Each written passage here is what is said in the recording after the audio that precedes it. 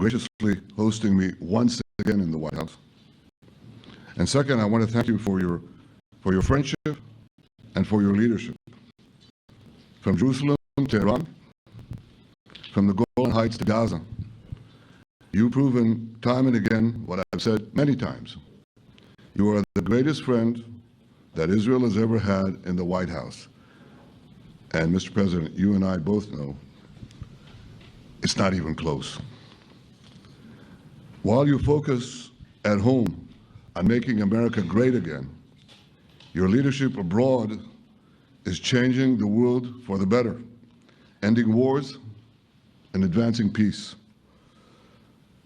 I believe that today we're taking a critical step towards both ending the war in Gaza and setting the stage for dramatically advancing peace in the Middle East. And I think beyond the Middle East, in very important Muslim countries. I support your plan to end the war in Gaza, which achieves our war aims. It will bring back to Israel all our hostages, dismantle Hamas's military capabilities, end its political rule, and ensure that Gaza never again poses a threat to Israel. We would not have achieved this turning point without the courage and sacrifice of our incredibly brave soldiers. They fight like lions to defend the people of Israel, and they serve on the front line in the war between civilization and barbarism. Mr. President, when our two countries stand shoulder to shoulder, we achieve the impossible. Just a few months ago, in Operation Rising Lion and Operation Midnight Hammer, we struck a decisive blow against Iran's nuclear and ballistic missile program. Your bold decision to send those B-2s made the region safer and the world safer. Now, under your leadership, we're taking the next step to win the war and expand the peace. Your plan is consistent with the 5 principles my government set for the end of the war and the day after Hamas. Everybody asks, what is your plan for the day after Hamas? Here's our plan. Passed it in the cabinet. All our hostages, both those who are alive and those who died, all of them will return home immediately. Hamas will be disarmed. Gaza will be demilitarized. Israel will retain security responsibility, including a security perimeter for the foreseeable future. And lastly, Gaza will have a peaceful civilian administration that is run neither by Hamas nor by the Palestinian Authority. If Hamas agrees to your plan, Mr. President, the first step will be a modest withdrawal, followed by the release of all our hostages within 72 hours. The next step will be the establishment of an international body charged with fully disarming Hamas and demilitarizing Gaza. I appreciate your willingness to lead the body, Mr. President. I really appreciate it because you have a lot of things to do, and this is important.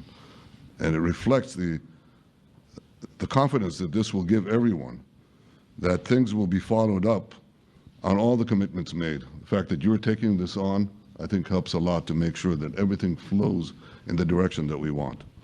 Now, if this international body succeeds, we will have permanently ended the war. Israel will conduct further withdrawals linked to the extent of disarmament and demilitarization, but will remain in the security perimeter for the foreseeable future. I think we should understand that we're giving everybody a chance to have this done peacefully, something that will achieve all our war objectives without any further bloodshed. But if Hamas rejects your plan, Mr. President, or if they supposedly accept it and then basically do everything to counter it, then Israel will finish the job by itself. This can be done the easy way, or it can be done the hard way, but it will be done. We prefer the easy way, but it has to be done. All these goals must be achieved because we didn't fight this horrible fight, sacrifice the finest of our young men to have Hamas stay in Gaza and threaten us again and again and again with these horrific massacres. Mr. President, I was encouraged by your clear statement at the UN against the recognition of a Palestinian state. That would be an outcome that, after October 7th, would reward terrorism, undermine security, and endanger Israel's very existence. As for the Palestinian Authority, I appreciate your firm position that the PA could have no role whatsoever in Gaza without undergoing a radical and genuine transformation. In your 2020 peace plan, which you mentioned just now, you made clear what that transformation requires. It's not lip service. It's not checking a box. It's a fundamental, genuine, and enduring transformation.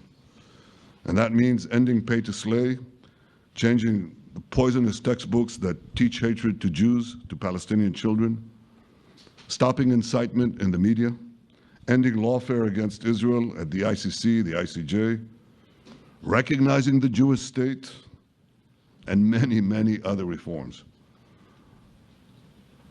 It won't come as a surprise to you that the vast majority of Israelis have no faith that the PA Leopard will change its spots.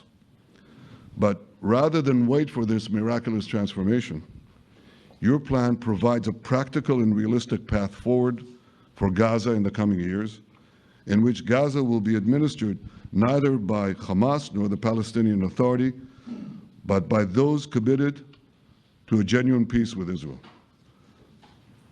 I think this can be not only a new beginning for Gaza, I think it can be a new beginning for the entire region.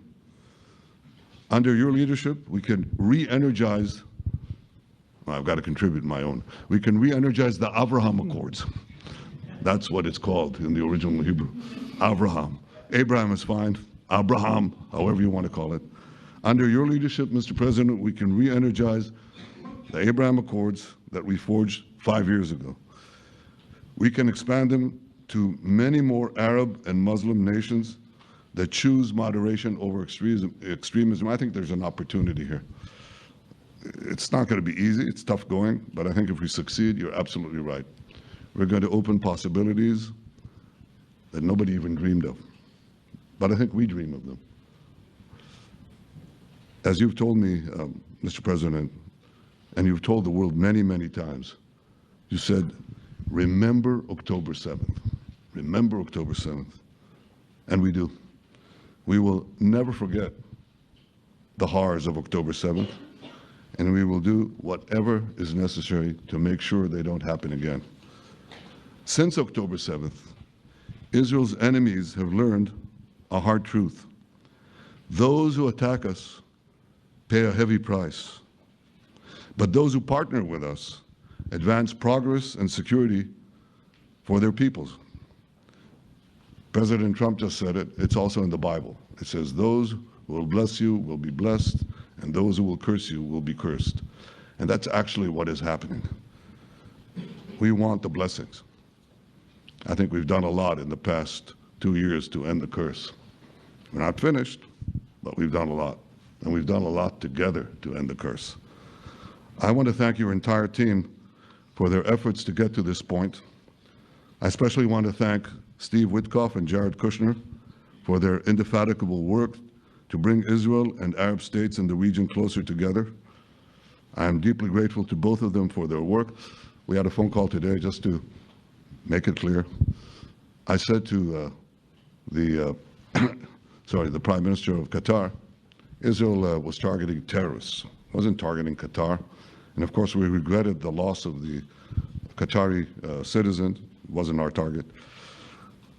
And I very much appreciate President Trump's proposal to have a trilateral body the United States, Israel, and Qatar to work out respective grievances. There are quite a few. But if we can try to mitigate them or put it on a different footing, I think that'll be good for everyone. Above all the people, the fine team, and many helpers who've done this, I want to thank you, Mr. President. History has already shown that under your leadership, Israel and America can change the face of the Middle East. And today I'm hopeful that your plan to end the war in Gaza will do so again and do so soon.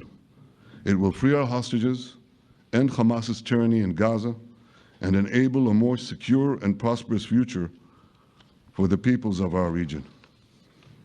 Thank you, Mr. President. May God bless America. May God bless Israel. May God bless the indispensable alliance between our countries. And may I add, in Hebrew, G'mal Chatima Tova, may we all be inscribed in the book of life. Thank you. Thank you very much, Bibi. So I think while we wait for these documents to be signed and get everybody in line, I think it maybe is not really appropriate to take questions. I'm meeting with, as you know, a couple of Democrats in a little while about the country, about keeping our country open. They're going to have to do some things because their ideas are not very good ones. They're very bad for our country. So we'll see how that works out. But this is something that was really historic today. This was something that was amazing. I think, Bibi, I mean, depending on you, I think while we're waiting for signatures and waiting for approvals from a lot of different countries that are involved in this, we probably shouldn't take questions? Or would you like to take a question or two from perhaps a friendly Israeli reporter, if there's such a thing? That's a very, very tough proposition. But I would think, Mr. President, that I would go by your instinct that this is, we'll have enough time for questions. Let's settle the issue first, I think. No. Thank you very much, everybody.